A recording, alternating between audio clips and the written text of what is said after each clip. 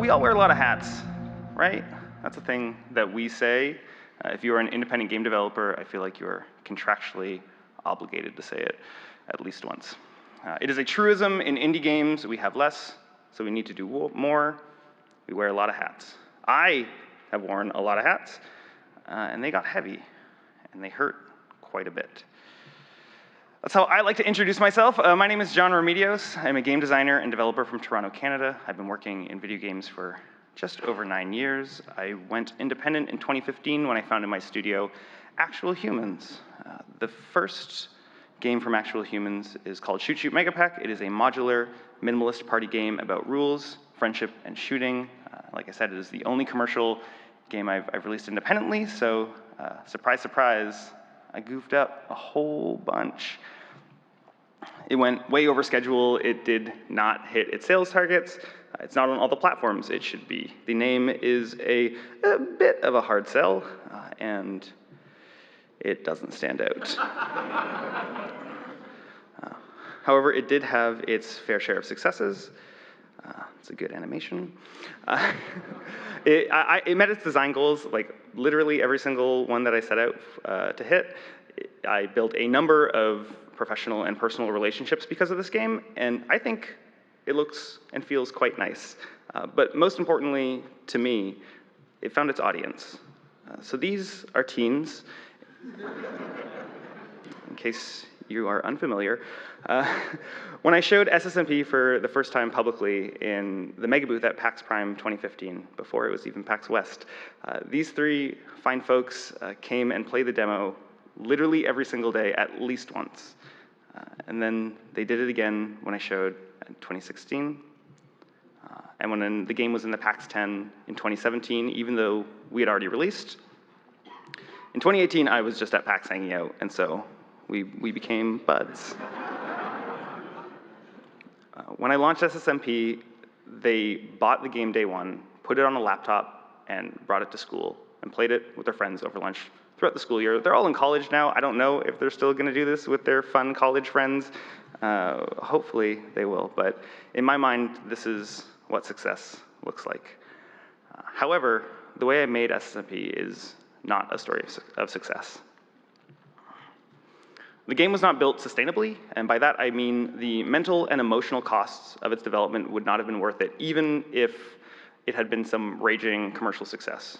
Realistically, I could make one, maybe two more games the way that I made Shoot Shoot Megapack, and that is because I struggle with my mental health. This is left intentionally blank because I could not find an image that felt appropriate. I've struggled with my mental health for the majority of my life. I don't always like to admit it or accept it, but it is something that I know. It is in my family history. I grew up in a household where it was prevalent, to say the least. It is part of who I am. I understand this now, and I understood it then, but when I started making Shoot Shoot Megapack, I actively ignored it. So today, I would like to talk to you about why I ignored it, what that resulted in, and how I'm trying to move past that. But before I do that, I do have a couple disclaimers. Number one, I am not a mental health professional. I am a goof who makes video games. I can listen and empathize, or at least try as hard as I can to do those things, but I am not qualified to help anyone, so please do not take anything I say as an answer or a solution. I only have my own experience. And also, because we're in the failure workshop, I was a little bit apprehensive about having this talk as part of the failure workshop because I want to make something explicitly clear. Struggling with your mental health is not a failure. I am not saying that. I would never say that. I think that is gross. I think that is harmful. So hopefully we are all on the same page about that.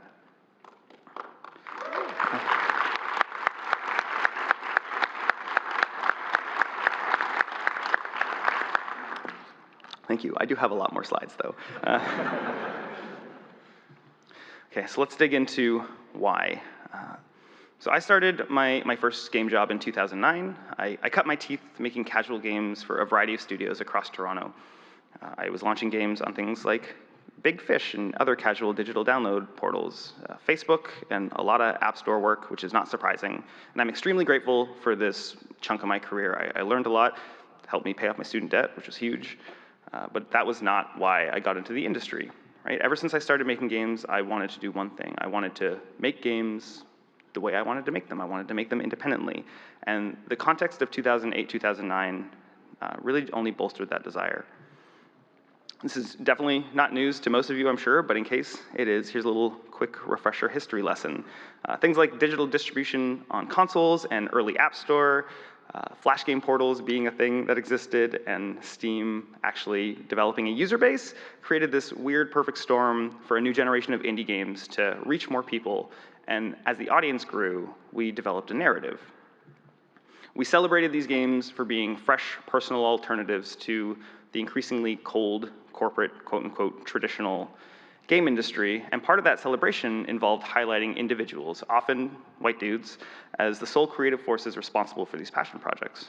And for some of us, myself included, this was a nice story to hear. I really latched onto it.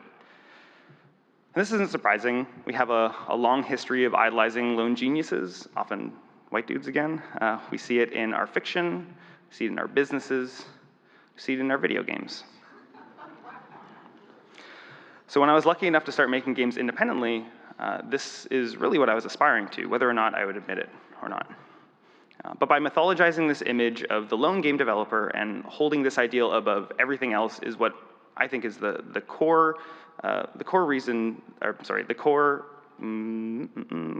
root cause of making choices that harmed not only myself, but others, and this isn't as important as those other two things, but also the game. So that's a bit broad, so let's get out of the heavens and talk about what that looked like in practice. So it looked a lot like this. Unsurprisingly, me wanting to do everything myself resulted in an unwillingness to accept guidance from others or the outright refusal of help when it was offered to me, which is ridiculous because a thing that I haven't mentioned is I didn't build SSMP on my own. I worked with a group of really incredible people who contributed a great deal to the game, and I knew this about myself, and I knew this about the project when I was working on it. I was technically collaborating, but I didn't ever feel like I was collaborating with them because I was so entrenched in this idea that it was my project, right? I was the one working full-time. I was the only one who could truly, fully understand the vision for my triangle game. And so over the course of development, I went out of my way to reinforce this idea. I isolated myself. I didn't leave my apartment for long stretches of time. I would organize the occasional workday here and there, but nothing really stuck. It was hard to justify to myself. I should be able to do this. I should be able to work from home.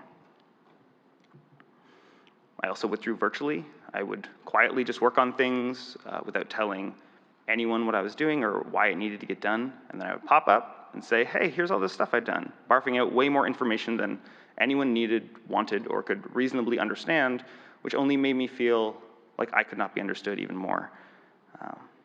But this isolating behavior extended past just my interactions, or more specifically my lack of interactions with other people. It seeped into my process. I became disdainful of production methods. It felt like a waste of time. I was making the game. I knew what I needed to do. I shouldn't need, some arbitrary scheduler calendar to help me reach my goals. It was a lie. Obviously, this is a ridiculous way to think about building video games, but is what I expected from myself.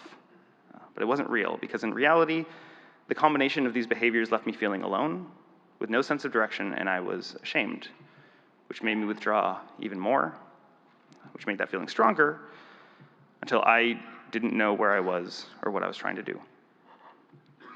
So this was a cycle of shame and depression with moments of hyper-productivity that started really early on in development, way earlier than, as I was reflecting on it, than I actually realized. And it continued throughout the development of the game and well past its launch. Some of the cycles were fairly short.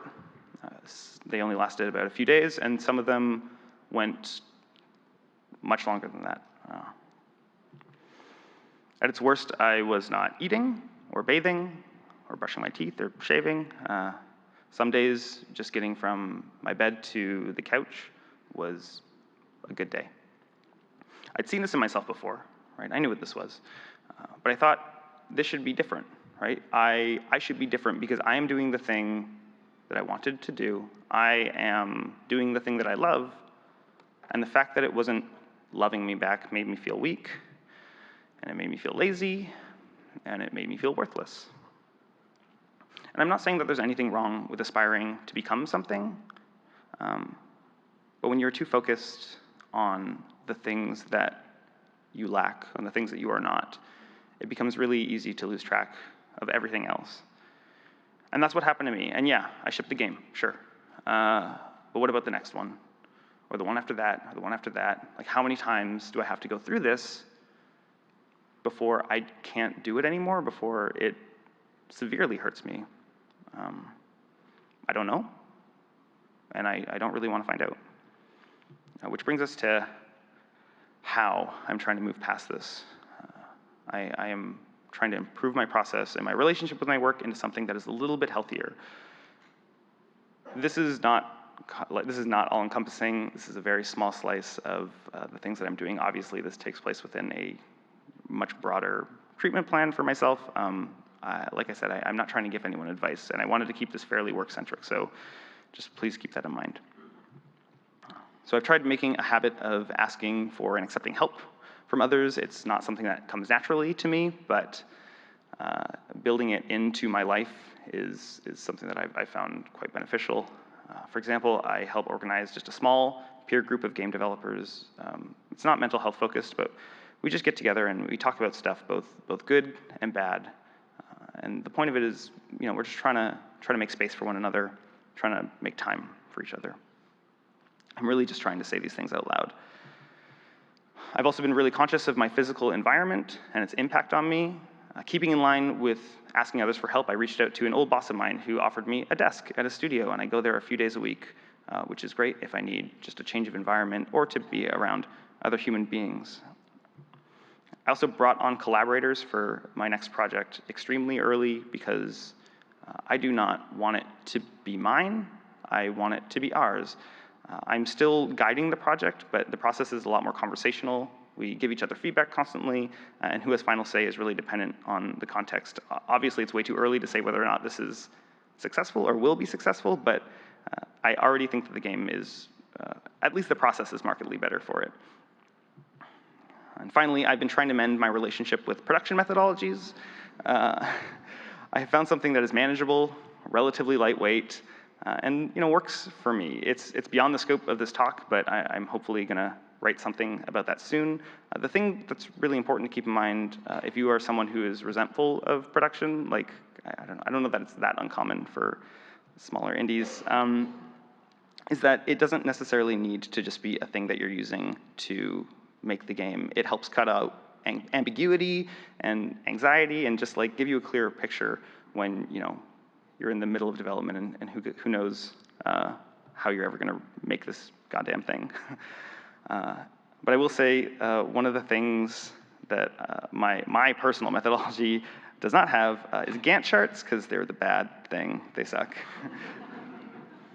So yeah, that's where I'm at today. I'm still working at it. I am chipping away at ideals that are doing me way more harm than good. I'm a work in progress, right? I'm not better. I don't know what that means. This is something that I'm likely going to have to deal with for my entire life, and that is okay. I don't have any answers about how to live like that, but in my experience, regardless of whether or not you're struggling with your mental health, it's always worth reflecting on the things that you want, the things that you purport to want, and seeing if it lines up with what you actually need, because sometimes it doesn't. It didn't for me. And I'm saying that because I do not think that I am particularly unique. I have... I guess that doesn't really match the tone, huh? I have no doubt in my mind that there are other people either in this room or at this conference in this industry that have gone through, are going through, or will go through something similar to what I described. Not the same, but it doesn't really matter. And if you are one of those people, I just wanted to say that I hope you feel seen. You are why I wanted to give this talk. I don't think the world needs more games about triangles and shooting, but I do think the industry needs your voices and your perspectives. And the thought of us not being able to hear them because you are trying to wear too many hats, or you're trying to shove yourself into one that doesn't fit properly, I think that's heartbreaking. So I hope something I've said resonated with some of you in some way, but please do not listen to me for most things. Here are some resources. It's very GDC-centric again. Both Checkpoint and Take This have aggregated a lot of really great information for people who are either struggling with mental health or know other people who are struggling with their mental health. Also, there is an IGDA-led roundtable on Thursday at 2 p.m. in the South Hall, if that is something you feel comfortable going to. I went to one last year, and it was extremely cathartic. It was hard, but I enjoyed it. Enjoy is not the right word. And, but I know that's not for everybody. Yeah, so that's it. Thank you so much for your time.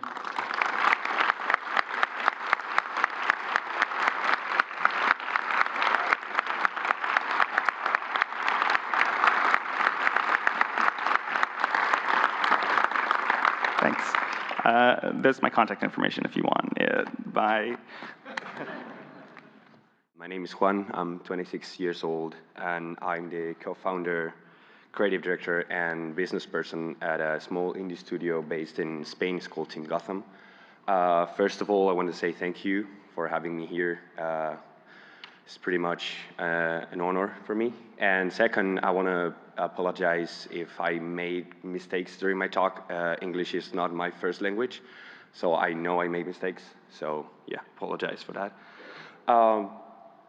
This talk is going to be a post-mortem not only on our previous last game release, but on the whole history of our company, Team Gotham.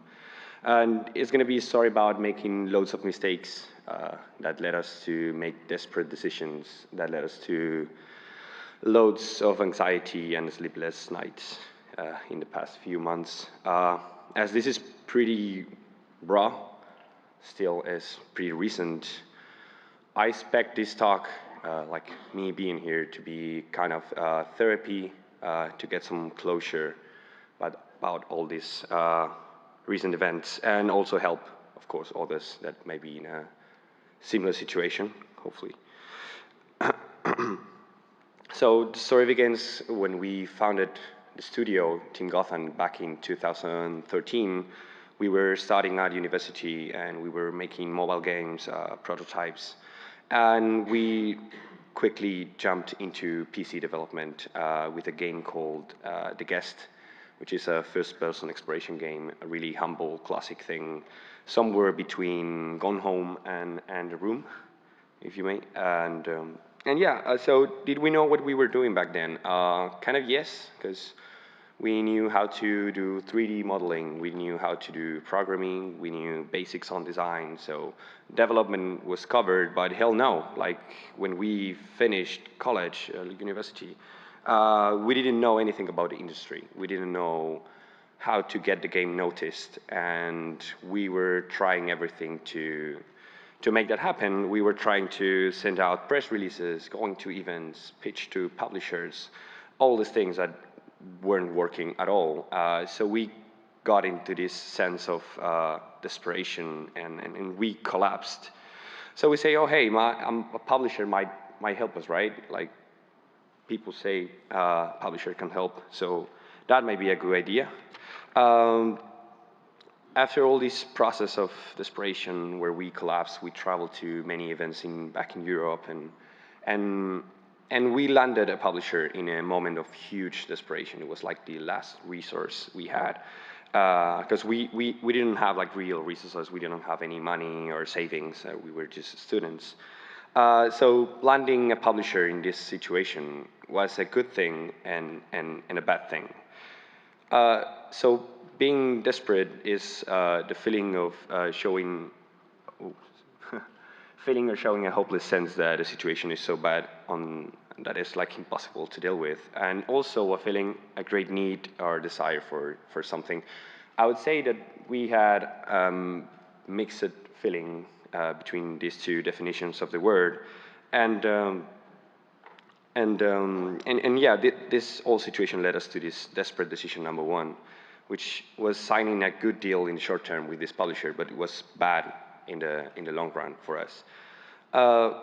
so again, we had no resources. We had nothing was working. Everything we were trying, and we were collapsed at that time. So when we were negotiating with this publisher, we did a lot of things wrong. We budget wrong, and sorry, and we rejected to have like any revenue share in the short term, which means they had a 100% recoup policy, which means publishers have to recoup the investment, and only then you will see some profit of it.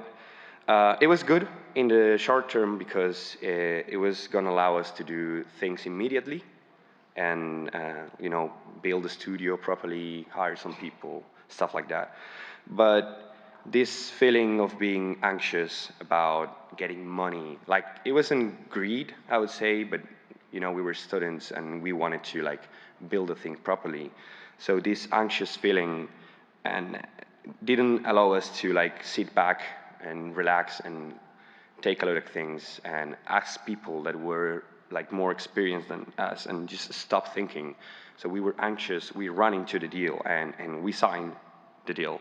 So 3 years from that, from releasing the game and 25,000 copies after launch, we've seen no money from this game yet, and it's not expecting to change anytime soon. It's not like the game is a hit and we will be rich or something, but paying bills is also nice.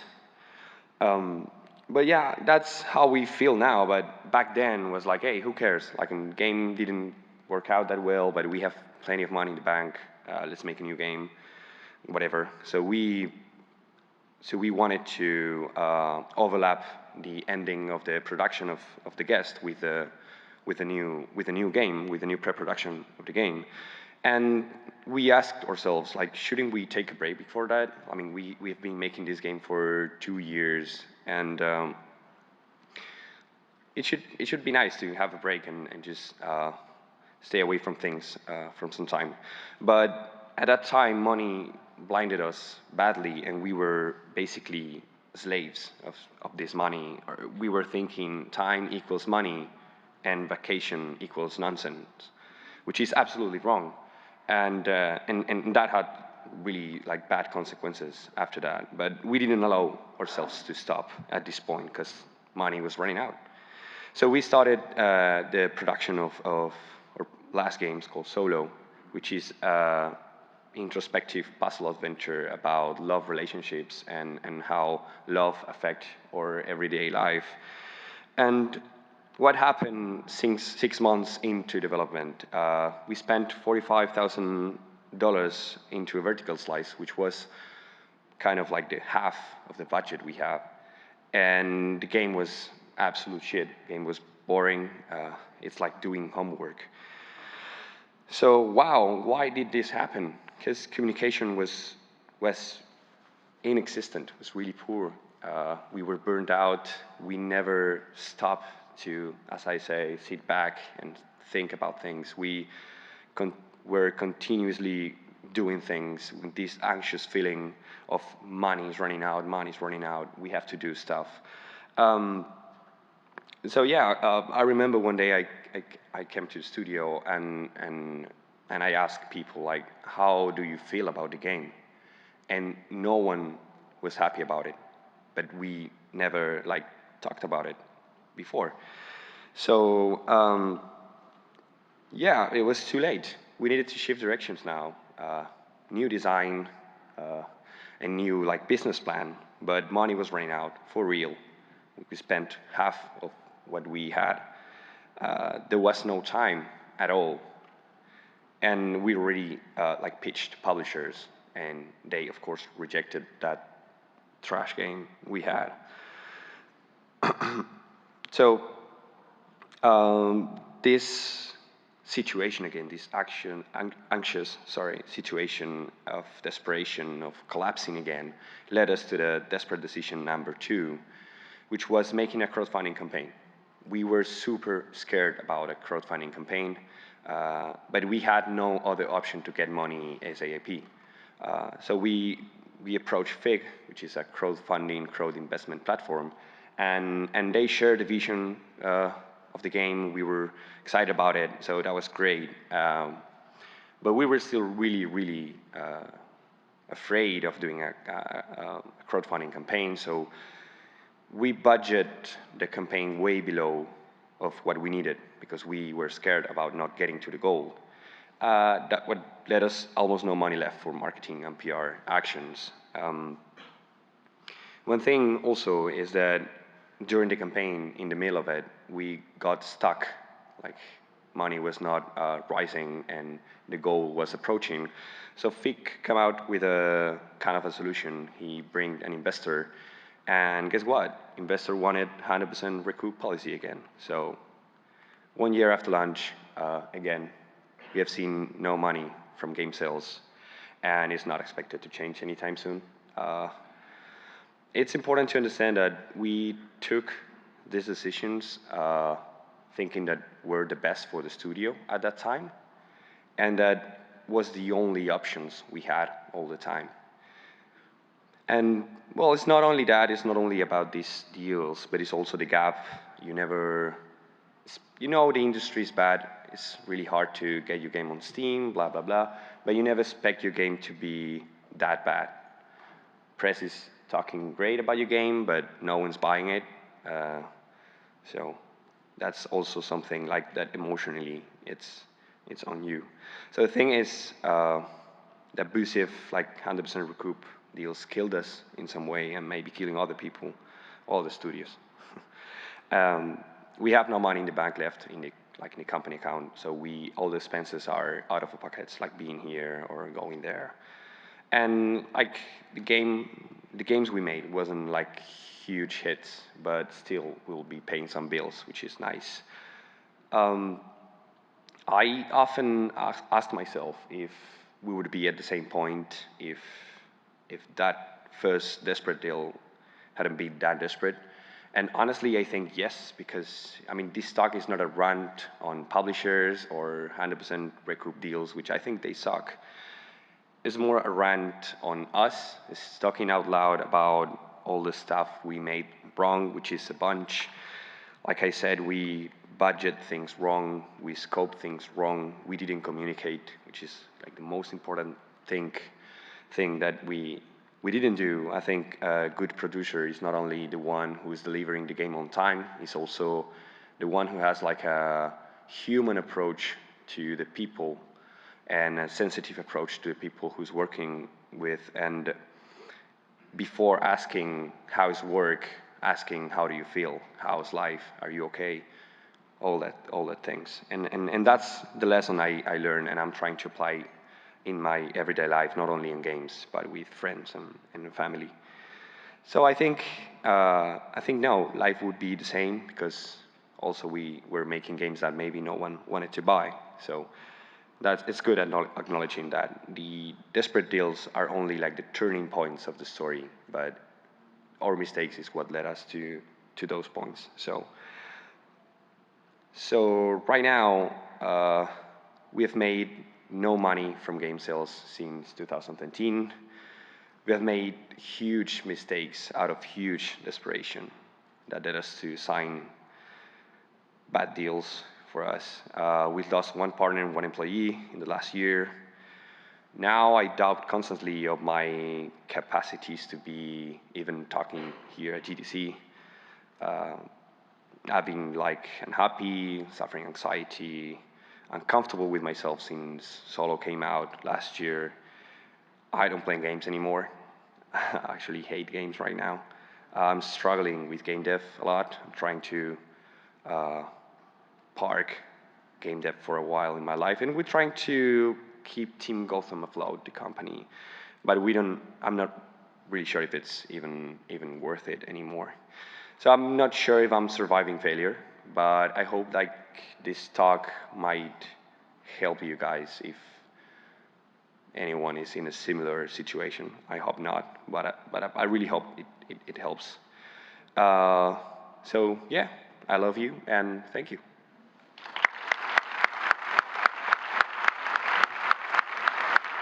My name is Charlie Price. I'm the co-founder and creative director of Hidden Variable. We're a small independent studio based down in Los Angeles. When we were first founded in 2010, we mostly made mobile puzzle games like Bag It and Tic Tactics. We worked with Servo on 3s to bring it to Android and Xbox, among other things. But more recently, we're most well known for the game Skullgirls Mobile. A little trailer here. For those who aren't aware, the original Skullgirls game was developed by Lab Zero. It's a 2D hand-animated fighting game that was released back in 2012. We approached them about going through and bringing Skullgirls to mobile, and part of our goal there was to go through and make fighting games more accessible for folks that otherwise find them intimidating, but without compromising their depth and a lot of the creativity that you ultimately have when you're playing fighting games at a high level. So as a result, while we were able to take over a lot of the animations that they had already built, these beautiful animations, and some of the combat mechanics, we had to make a lot of adjustments to go through and map it over to mobile native controls. So mostly taps and swipes, no virtual thumbsticks or anything like that. In addition to all that stuff, the mobile game, unlike the console game, was a free-to-play RPG. So there was a whole host of additional systems we had to go through and build, progression systems, skill trees, signature abilities, social features like chat, live events like daily events and prize fights and rift battles and all the bells and whistles you would normally expect from a free-to-play game. And it's a pretty ambitious thing for a small team, and I'm incredibly proud of all the stuff that we were able to accomplish. However, this talk is not about all the things that we're proud of. Instead, this talk's about the time that we accidentally went and deleted all of our users' data. A brief history of how we got there. So actually, Skullgirls started back at 2014 at GDC. Yay. We decided to sign up with Autumn Games to go through and make this happen. A year later, we were approached by Line, who were interested in going through and publishing the game, particularly to distribute it in Korea and Japan, which sounded awesome to us because those are really notoriously difficult territories to crack. Again, fast forwarding, spring 2017, we were able to go through and launch the game under the Line label in the US and mostly worldwide, except for a planned launch in Korea and Japan a little bit later on in the year. When we launched, everything was going really well. The game was really well received, good reviews. We were getting a lot of organic downloads, which is awesome. But there were some challenges. Line was going through a little bit of corporate drama at the time. They'd recently gone through and acquired a new game studio, and as a result, they were reshuffling some stuff, and so a lot of things were frozen, which included our marketing budget. So while we were getting good organic users, we knew we needed to be kind of figuring out what our user acquisition plan was going to be in order to make sure that we were sustainable moving forward. So while we were hopeful that that would resolve itself, it became pretty evident that it wasn't. So we made the tough decision to part ways with Line forever. So that came with its own set of challenges across the board. First off was a technical challenge. We had basically originally planned to go through and kind of pluck a back end off the shelf and be able to use a lot of existing features, but when we partnered with Line, they basically required us to build something from the ground up to all of their exacting requirements. And now that we were migrating, we had to somehow untangle all of that stuff and migrate it over to AWS so that we could go through and manage it ourselves. We were fortunate that we were able to find an expert back-end partner who knew all these things backwards and forwards, so we could kind of learn on the go with them, and then we could focus on the client-side stuff. The client-side stuff had its own challenges. In an ideal world, Line would just transfer the game over to us, and players, one day the publisher would change from one company to another, and players wouldn't be the wiser. They'd just be able to carry on. Line was not comfortable doing that for data privacy reasons, nor were they comfortable just transferring all of the user data over to us behind the scenes. So instead, what we had to do was let them opt in, which basically meant that imagine logging into a game and saying, hey, by the way, this game's going to shut down in 2 months, but it's not going to go away. There's going to be a new game. All we need is for you to put in your email address and your password, and then later, when this game shuts down, in the new game, you can log in with this stuff and everything's going to be fine. So we did everything we could to try and make that a palatable thing. We incentivized it, gave people rewards, but when it was all said and done, when we finally did the migration, we went from 500,000 total users that we had before down to 50,000. So that was a pretty big hit, but they were our most engaged users, we told ourselves, so that's great. And it's time to move on, time to move forward. It's a new beginning. We're going to be fine. It's going to be fine. So in January of 2018, right after we did this migration, things were looking pretty good. We had gone through and relaunched successfully. The migration, which is complicated, had turned out it went okay. We were doing some proper user acquisition. We've been saving up our marketing dollars, and we invested, and we were able to get almost 200,000 users in our first month, which is awesome. And our backend partner was handling all the different ups and downs that come with running a live game, so that was really good. And then we heard kind of word through the grapevine that we might have an App Store feature that was coming up, and so we're like, thank God, this is perfect. So what we did, just to be safe, we decided to go through and double our server bandwidth just to make sure that we could handle the hopeful influx of all these new users we're going to be dealing with. So in general, things are going really, really well. So 0800 Friday, February 2nd, 2018, mere days before this purported feature, I get a phone call from one of our engineers who regretfully informs me that our backend partner, instead of provisioning a new shard, accidentally reprovisioned our live shard, effectively reformatting it and wiping all of our user data. So I took a moment. And I said, okay, well, we're gonna be down for a bit, that's awful. Oh, what about the backups? How long will it take for us to go through and restore from our backups? And that was the kicker. There were no backups. Our partner had said they were doing backups, but we had never bothered to check. And so as a result, we were left with no data at all. It was a pretty rough day, as you might imagine. We'd been through so much getting to this point. We, not only building the game, which seemingly was like a great game and people dug it, and then we had to migrate, and then we just rebuilt it, and we're right on the cusp of this great new moment for us, and somehow we just torpedoed ourselves. It was pretty disheartening for the team as a whole, and there was a very real temptation for us to want to go through and basically absolve ourselves of blame. After all, we weren't the ones that pushed the button or pulled the plug or whatever metaphor you want to use. However, it was really important for us to go through and reflect on the fact that ultimately, even though they're our partner, they're our responsibility. This game is our responsibility. We are responsible to our players, are responsible to our customers to go through and maintain the sanctity of their data. And I know a lot of these things can feel like an act of God in the moment, but reflecting on it, there are always opportunities. Maybe we couldn't have prevented the action itself, but there's definitely things we could have done in order to go through and prevent the consequences from being as dire. So it was our responsibility to go through and make it right. So, assessing the damage. So there was some good news. We still had that 50,000 users worth of data. It's a month old, but some data is better than no data, so that's something. And then we had this activity log, which was basically a separate server, thank God, that was used to track anytime someone opened a mystery box or a character leveled up, major progression events. And we realized we could run a script on that server in order to basically go through and roughly reconstruct most of the data for our players. So it seemed like maybe this is all gonna be okay. Like, we're just gonna get through it, it'll be great. But there was some bad news. Unfortunately, because it was from the activity log, we had 0 authentication data. So basically, we could reassemble 200,000 accounts, but we had no idea who it belonged to. So the only way we could ultimately remap it would be to do it manually. And as you can imagine, that'd be a pretty time-consuming process. So in the meantime, we'd been down for 3 to 4 days. All of our KPIs obviously had tanked. We've been kind of keeping people abreast, but being a little cagey just as we were figuring out what actually happened and what our options were and what was going on. But it was time for us to go through and deliver the news. So I wrote this long forum post explaining everything. And I won't go through the whole thing, but the main tenets were, we wanted to take responsibility for what happened, let them know what was going on, give them kind of the full story of how we got to this point, and reassure them that we were going to do everything in our power to go through and regain their trust, and obviously apologizing profusely. That's kind of a given throughout this entire thing. So we basically presented them with 2 options. So one, we could go through and manually restore your data. As I mentioned before, this is a pretty trying proposition. It's kind of like looking for a needle in a haystack. We could get clues from players like their account name, the last few things that they did, the state of their collection. There's a number of clues that we could maybe triangulate and try and figure out who it was, but we didn't want to give someone access to someone else's account in case they came and asked for it later. So it's kind of a tricky proposition. We also encountered a strange phenomena where we'd find someone, we're 100% confident this is that person, and they'd say, oh, actually, I'm pretty sure I had 2 or 3 gold characters that just don't happen to be part of my collection, which is a really strange number. We have no idea why that would be the case, given everything else as well. Never the common characters, only the rare characters. So I'll talk a little later about how we handled that, but needless to say, this is a very time-consuming exercise. So we presented an alternative option, which is basically a free starting over gift. Why would you want your old data when you can get even better new data? So basically, for 72 hours after we came back up, we basically had this bundle waiting for people in their mailbox after they finished the tutorial, which would be any new players or anybody who lost their data before. And basically the idea was a lot of these players have been playing for a month and change. Let's provide them with an offer that is worth about $400 in in-game contents. That was way more valuable than most people's progression up until that point, unless they were super hardcore.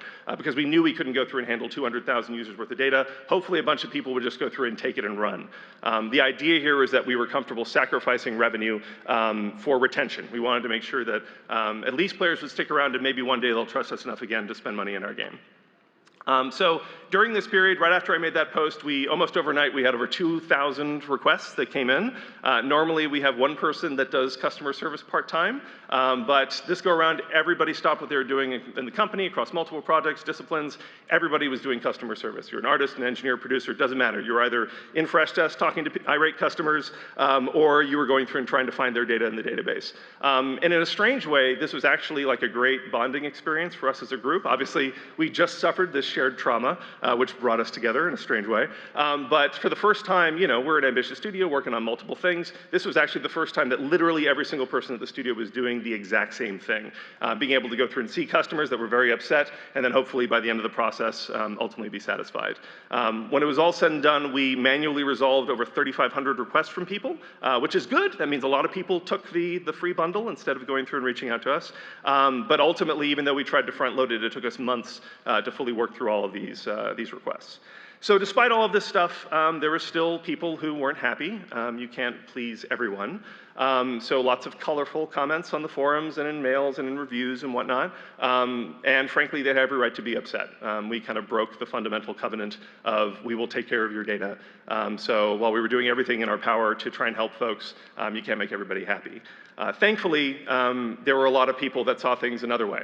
The way we were handling it, the way that we were doing kind of one-on-one support for every single person, that we were very communicative, people seemed to be very appreciative of that approach. And frankly, we had a very strong relationship with our community beforehand, which I think helped set the table to make sure that we would get the benefit of the doubt when some of this stuff ultimately happened.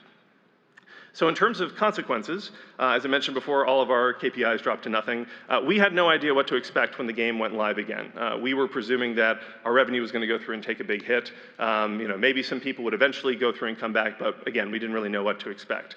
Thankfully, when we relaunched, everything bounced back a lot better than we expected. So we took a little bit of a hit, but when we did our next content update at the end of the month, our numbers spiked again like they always do with the content update, and we were able to more or less, obviously we still had a lot of work to do behind the scenes to make sure that everyone was satisfied, but we were able to keep sailing. It didn't sink us. In addition, we migrated over from the backend partner that will not be named to Mission, who is an amazing backend partner that we've been working with now. I highly recommend it if you're looking for a game as a service. They never delete your data. If you ever find yourself in a similar situation, I hope to God that you don't, here are some general takeaways that you can bear in mind if and when that happens. So first and foremost is obviously taking responsibility.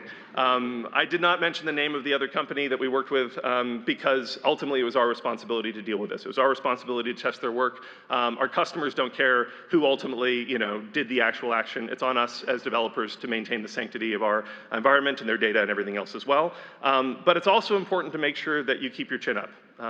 Obviously, if you ever find yourself in a situation remotely close to this, it can be pretty dark times. It's easy to succumb to despair, to feel like you're a terrible person or a terrible game developer, and really at the end of the day, shit happens. You're not going to be able to move forward if you're dwelling in the past. So just try and be open and authentic and genuine with your fans, and hopefully they'll give you another shot at it moving forward. I mentioned before that people would make some pretty strange requests of us that really had no foundation in fact. However, when push came to shove, people asked for those gold characters, we just gave it to them.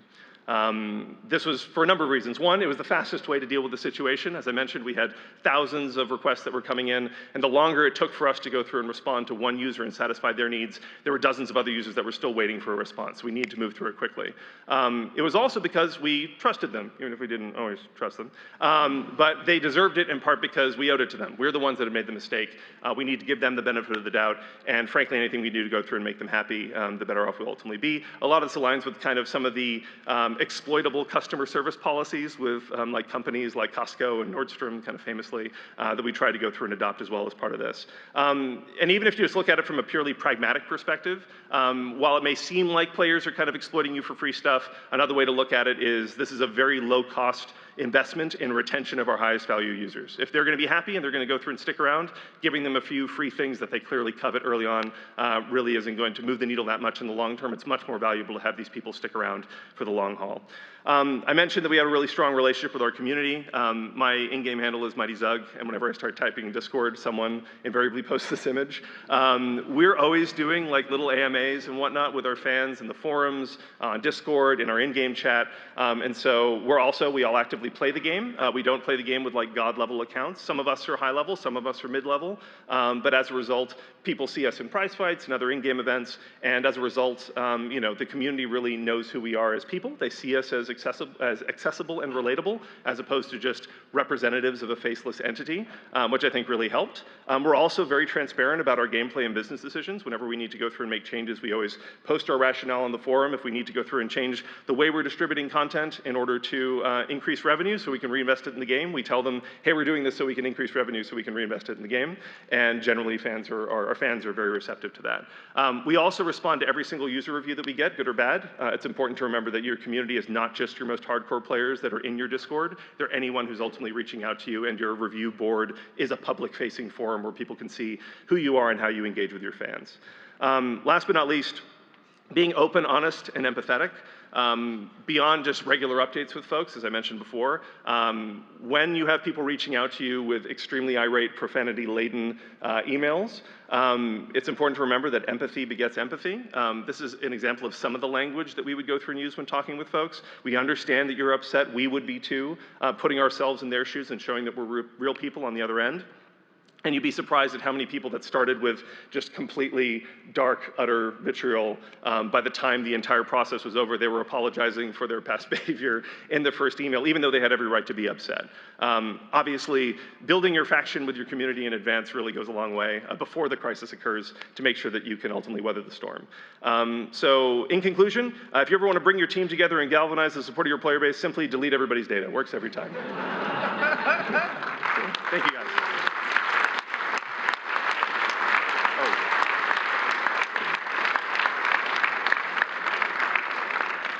Cool, so I think this is the time where I remind everyone to go through and make sure that you fill out your surveys, but I guess we're gonna do Q&A.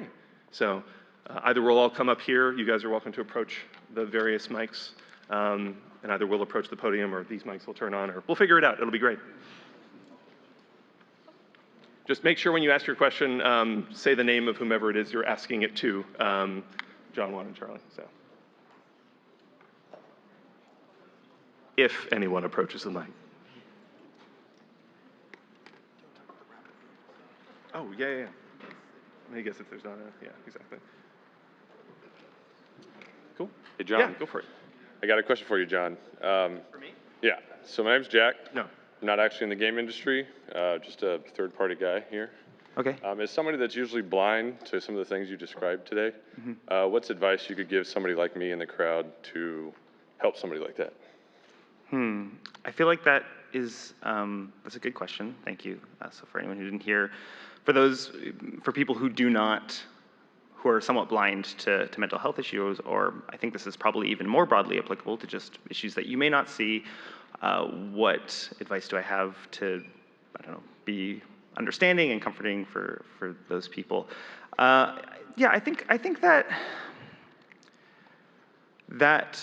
from my perspective, really has to do with the environment that you're cultivating, right? And the things that you are asking, I mean, it depends on the relationship, right? Like an employer to employee relationship is slightly different than an employee to employee relationship, or I don't know, just people within the same industry.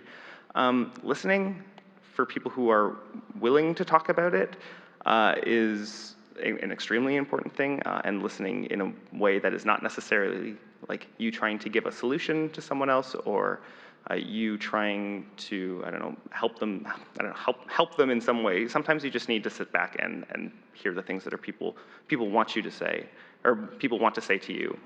And I think just like doing a little bit of research also, like those resources that I pointed to are not, I mean, there's way more. The internet is a good place. Be careful, like vet your sources, obviously. But I think there's, just a little bit of information can go a long way in order to, I don't know, figure out what sort of signs you are looking for. And lastly, just don't jump to conclusions, I think, for a lot of people. Like if something even if you have like a sneaking suspicion or I don't know, it's very easy to hand wave over certain behaviors and be like, that person's just an asshole, or this person, whatever, they're lazy. Sometimes those things are true, but having that as a default response, I think, is, I don't know, just a little callous. Without like a specific example, like I don't know that I could Right. give you like a thing necessarily to do, but broadly, hopefully that is somewhat helpful. It is, yeah, thanks.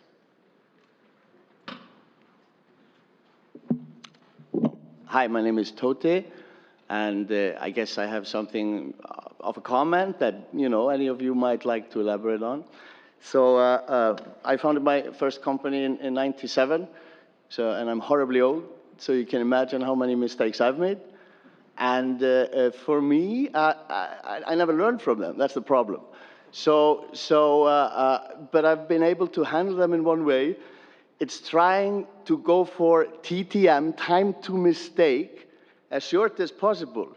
The mistake with the vertical slice was taking 6 months. Why not 6 days? You know, do one in 6 days, and you'll learn 2/3 of what you learn from doing it, you know, in 6 months.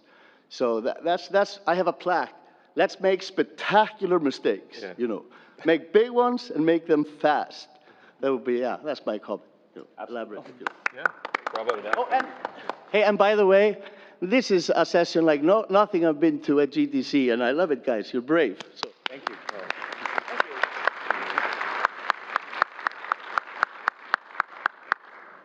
I don't know if there's anything to say to that beyond. Oh, we have more. I guess there's, yeah. Basically, he was celebrating the importance of going through and making mistakes and talking through it to make sure that you can ultimately move beyond that. I'm kind of repeating the question, even though it wasn't fully a question. But yes, we're big proponents of make new mistakes. So finding the time to retrospect on what went wrong and not being afraid to ask enough whys to really get to the core of it is super important to be able to move beyond all that stuff. Oh, yeah, go for it. Hello, yeah, I actually don't really have a question. I just wanted to take the time to thank you guys for speaking. It was clearly something that I don't think was easy to talk about, so thank you so much for sharing your stories. I really do appreciate it. I really enjoyed hearing each of your stories. Awesome. Thank you. Thank you so much. Appreciate it. Yeah, go for it. Hi. So, well, first off, again, thank you for sharing all of that with us. I know it probably was not easy to have to relive that in front of a crowd of strangers. But my question is for Juan.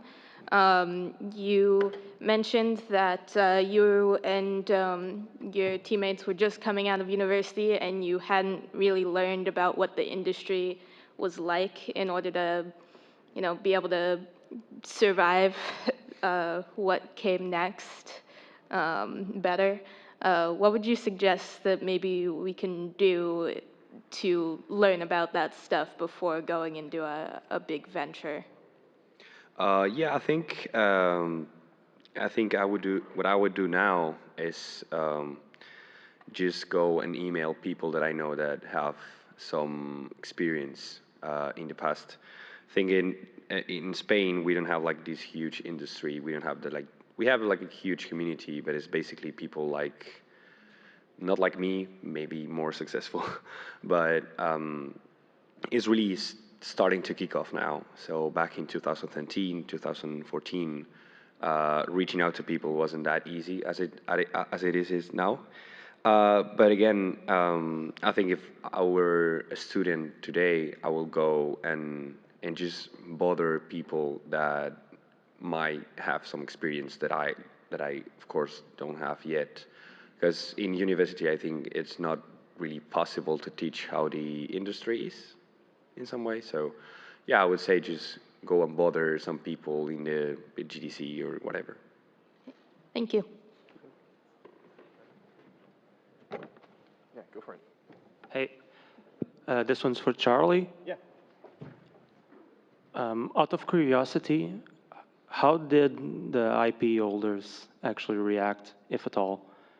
They were surprisingly, maybe not surprisingly, they were very supportive of us during that entire process. Obviously, it's not something that you ever want to have happen, but I mean, we've been working with them for years up until that point, so you know, we built up a lot of trust. They understood, they were abreast of every decision that we'd ultimately made.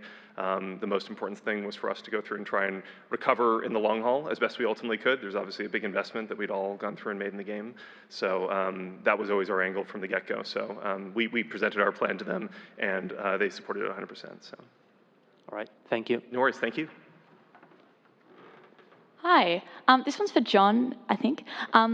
So I don't really suffer it from myself, but I've got a lot of friends who kind of get into the same game design habits or game development habits where they kind of work from home and they won't leave and they get really stuck in their own head. And every time something goes wrong, because they're really only working with themselves and they're so isolated, you know, they really struggle to get over that. Do you have any tips on how I can help them kind of get out of working from home all the time and, you know, being more with people and kind of helping them get out of such a loop, if that makes sense? Yeah, that's hard. Yeah. I've had those people in my life too, and I didn't listen to them. I think it's a delicate balance, right? Because it feels like a natural inclination. It feels like a helpful natural inclination to reach out when you see someone who's struggling and be like, stop doing the things that you're doing. They are hurting you. But the tough potential problem with that is it can almost make that feeling more entrenched. Like that, obviously, it is dependent on anyone's personal struggle. I think.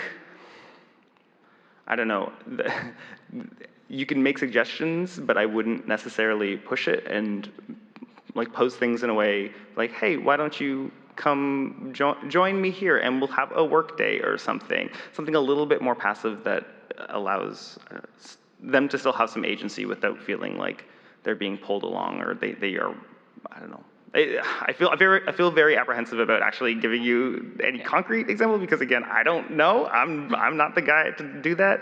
But if it were me, I don't know that I would want someone to say, "Get out of the house. You got to do it. It's bad for you." I would want them to say, "Hey, if you feel like it, please come with me and we will work together, or we will, you know, do something different within this space and try and turn that into a longer form habit that might result in like a behavioral change." Aside from that, like, I don't know, just stick around and be a good friend. I know it's hard, but that I think means a lot. It does not always feel like you are doing a lot when you are just like being with someone and listening to them and accepting whatever they're going through as just a part of their life, but I don't think I would have shipped the game if I didn't have people like that for me personally. And I don't think shipping the game is the most important thing, but I wouldn't be right here where I am right now if I hadn't done this and been able to reflect on it. So sorry that's not super helpful. But that's good. Hope it's good. Well, thank you so much. And yeah, the talks were fantastic, so thanks so much for that. Thank you. I'm so sorry they just told us that we're out of time, but we're going to be here. So by all means, if you guys have any other questions, feel free to come up. Thank you all so much for taking the time. Remember to fill out your surveys.